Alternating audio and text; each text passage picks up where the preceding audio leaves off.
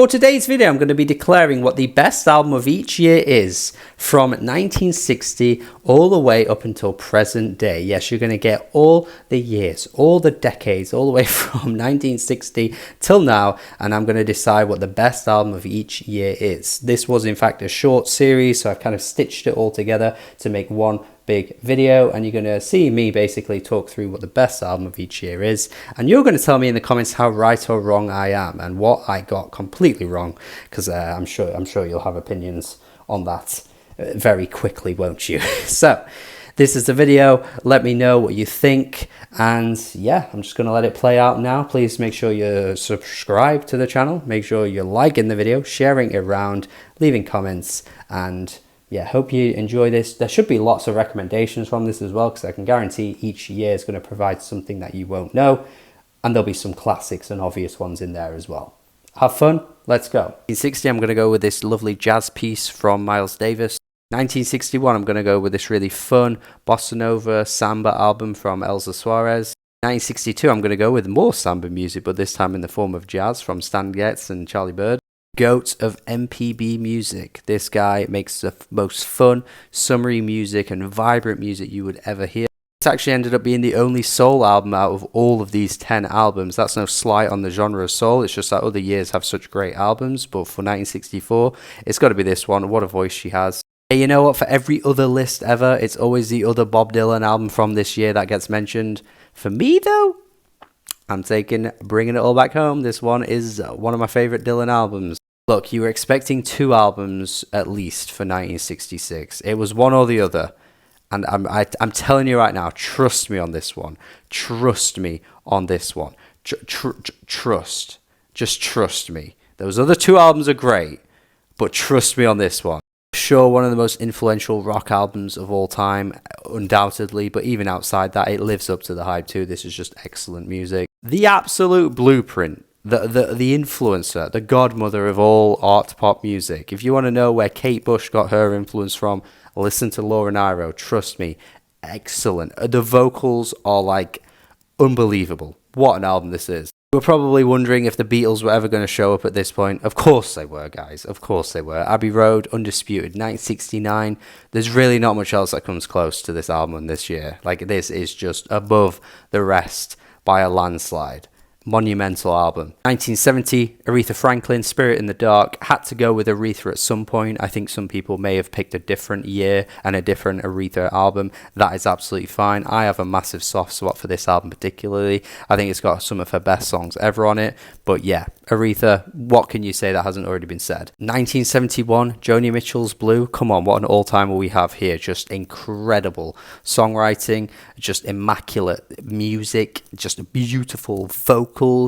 She is the godmother of all godmothers. This is your favorite artist's favorite artist, and there is a very good reason for that. This is up there with one of the best albums of all time for me, easily top 25 I would even say. And it's crazy because 1971 has some immense albums, Funkadelic, Marvin Gaye, but somehow Joni comes out on top. Another all-timer for me in 1972, Hosiana Mantra from Popol Vuh. Maybe not the most recognizable album out of all these that I'm going to mention, but truly sensational. Just, oh, it is a stunner. Please listen to it. It really does creep up on you, and it's so beautiful. What a streak of albums, because 1973, Inner Visions from Stevie Wonder. The 1970s were on something else, man. This decade has some incredible pieces of music, and I know there will be some really big names that you might expect to see pop up for 1973, but Stevie Wonder, can you even argue it? Living for the City? Don't You Worry About a Thing?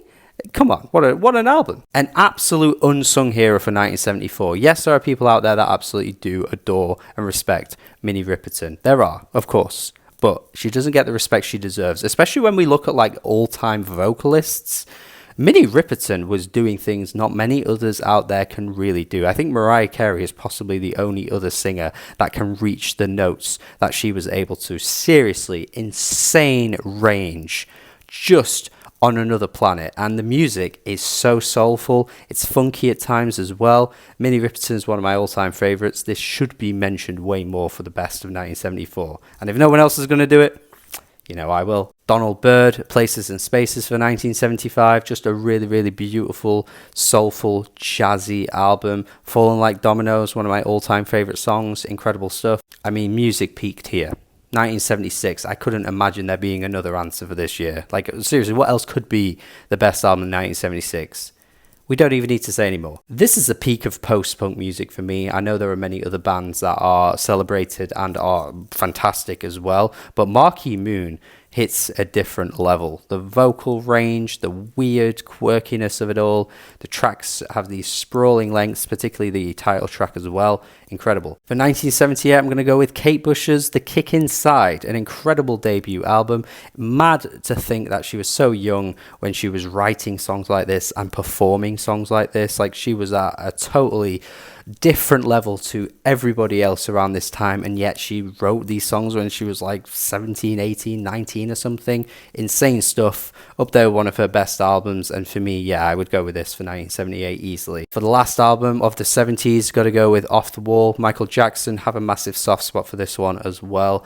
Just a perfect capture of the disco era, but also push the sound ever so slightly forward to what we'd expect to hear in the 80s as well. Just all-timer tracks on this, man. The run from track 1 to 5 is one of the best runs on any album ever. It's absolutely insane. And yes, I'm going to say it.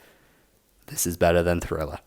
I'm going to say it loud and proud, and I'll die on the hill. It's better than Thriller. For 1980, I'm going with Kate Bush again. This is actually my personal favorite Kate Bush album. I know some people wouldn't agree with that, but for me personally, this one just hits the hardest. And comparatively to some of the other 1980 albums, there are some really good ones, but yeah, I think it's pretty easily Kate Bush here. 1981, one of the most joyous and joyful albums I've ever laid my ears on. What You Gonna Do For Me? Chaka Khan. She's got the voice, the soul, the power. Just a really, really splendid listen. 1982, complete opposite end of the scale here. Philip Glass doesn't really fill me with the joy in that kind of way, but it is a really stunning, wonderful piece of music. 1983, Madonna's debut. Still for me, easily the best Madonna album, but 1983 didn't have that many amazing albums in my opinion from what I've heard, and I think Madonna easily takes the cake. 1984, I'm going with Echo and the Bunnymen's Ocean Rain. Always had such a soft spot for this album. It's a fantastically produced post-punk gothic rock album. Tracks like Silver are just amazing. Very overshadowed compared to The Cure, who are an amazing band, do not get me wrong, but these guys should be really in the conversation with this album as having one of the best of its kind. 1985, Tears for Fears, Songs from the Big Chair, probably my favourite pop album ever. Just every song friggin' hits. They're epic, they're euphoric, incredible. 1986, The Indestructible Beat of Soweto. Look, I know this isn't really the most obvious pick and it probably looks a bit hipstery to choose this one, but it is a really amazing album. Like, honestly, if you want to listen to something that's completely outside of your own culture and try something that's really, really stunning in how it sounds, I'd give this a go. A great jazz album from 1987. Not really the peak of jazz in terms of its era, but it's a fantastic album from Sonny Rollins. 1988, one of the most weird and wacky and cartoonish and circus-like albums I think I've ever heard in the rock genre. Cardiacs had it all. If you like bands like Black Midi nowadays, I think you've got to go back and listen to Cardiacs because the influence is very obvious. In 1989, No Means No, Wrong, one of the best punk albums ever, man. This is just so ferocious and in your face and super sardonic. Yeah, so good. 1990, I'm taking this city pop classic from Cindy, Angel Touch. Have a real soft spot for this city pop sound. 1991, Nevermind, Nirvana. Not much else to say about this album that hasn't already been said. It's fantastic. 1992, I'm taking Tori Amos's debut album, a super impressive album for somebody that was so young.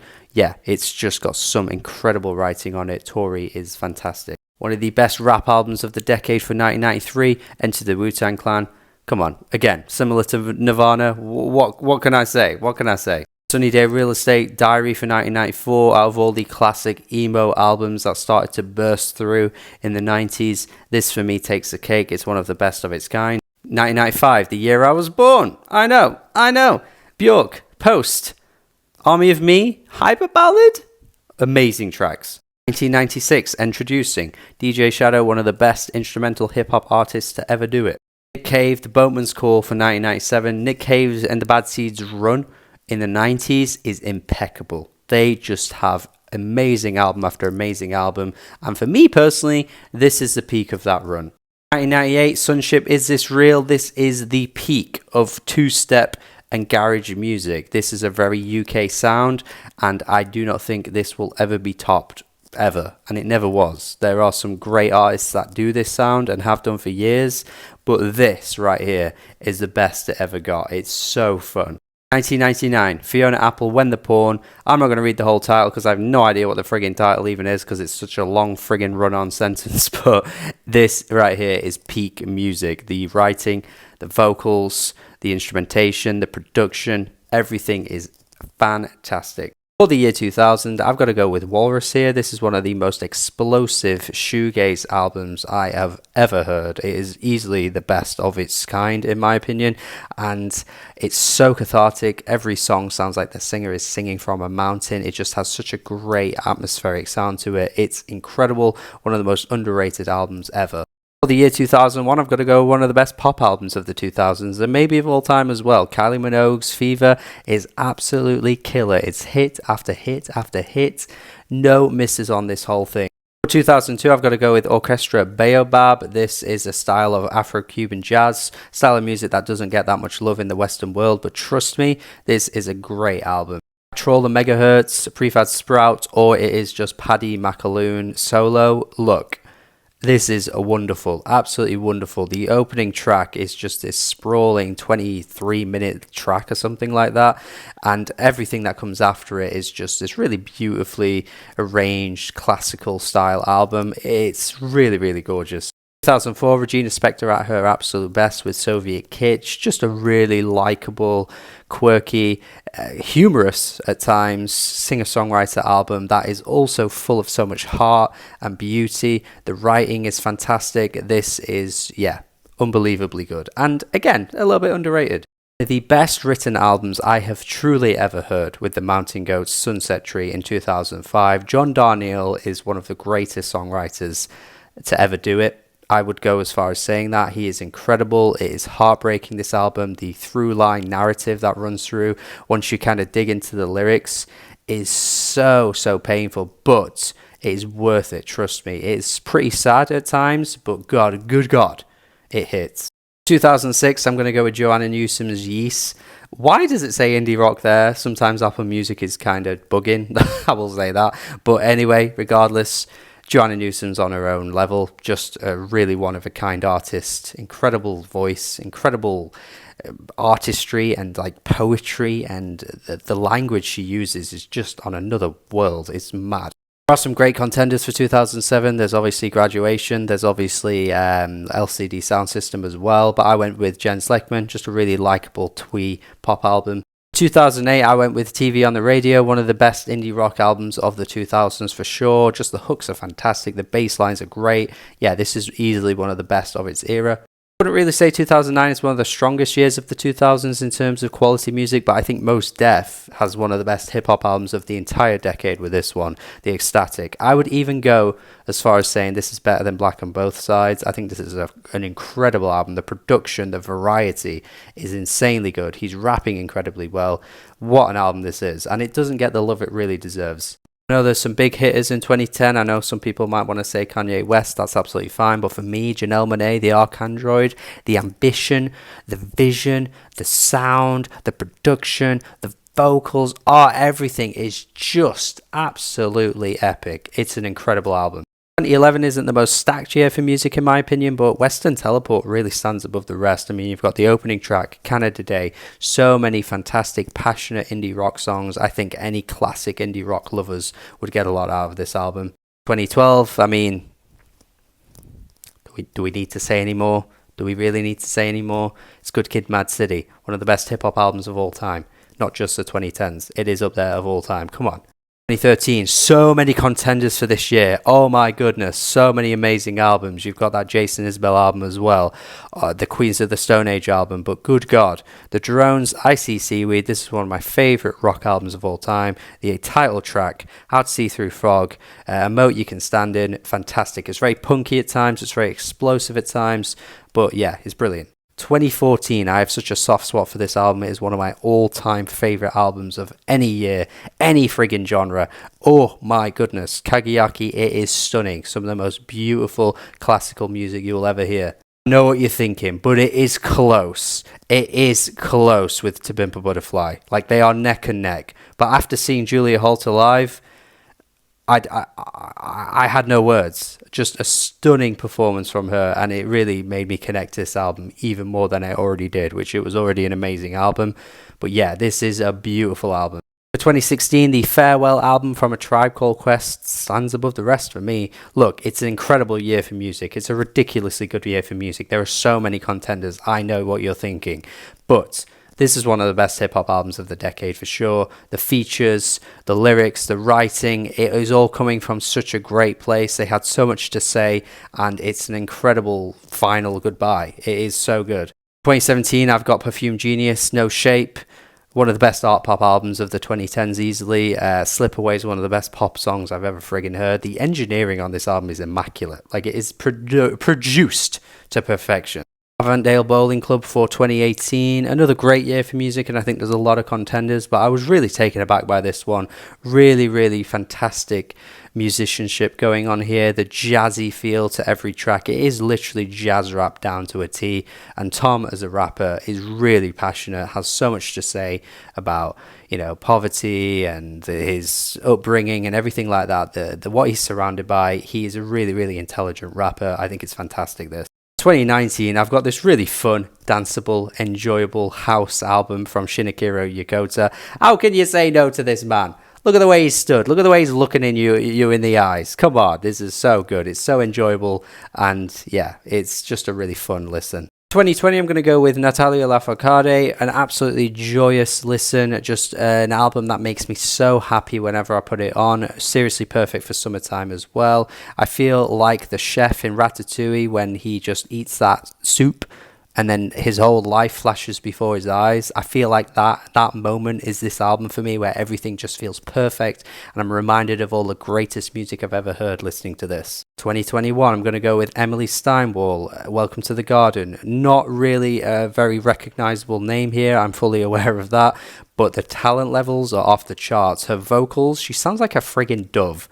She sounds like a dove. Like, imagine a dove made music. This is it. This is it right here. The opening track is insane. It goes on for like 10 minutes.